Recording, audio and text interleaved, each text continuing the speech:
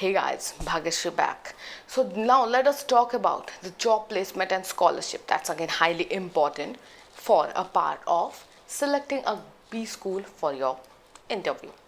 So guys, when we talk about the job placement, it is very much important to evaluate what's your target B school plus how it is positioned and how it is going to help you to attain your career goal. You can do what is, you can talk to an alumni about their experience, about their career. Take their review, na? Get the review of the programs, what they think about it, what's the employment report. Have a talk with them. They make the use of Facebook and other social media. Connect with them. Look at what the starting salaries after placement they are getting in a average, at least what's the highest and the lowest, and employment report it, and all these reveals a much larger big picture information, because ultimately the goal is not to only attain that education, but it is about getting that degree and apply it to some use, preferably if we get a great placement that makes wonder.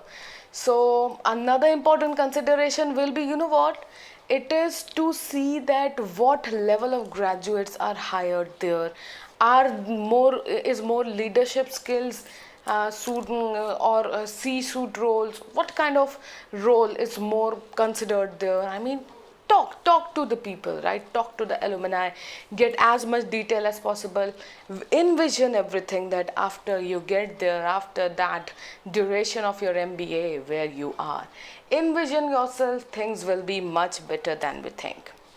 Consider MBA scholarships also. Consider those B schools also which provides you assistance financially. Check and confirm their website. See if there any scope.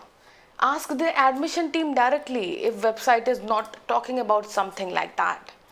So prioritize based on the scholarships also.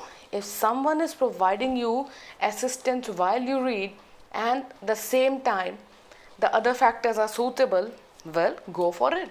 So scholarships are must. If you get a chance to have a scholarship, go for it. Now the next one, in the next lesson we are going to talk about focusing on intangible factors. What are they, how to do the things, let's see in the next lesson.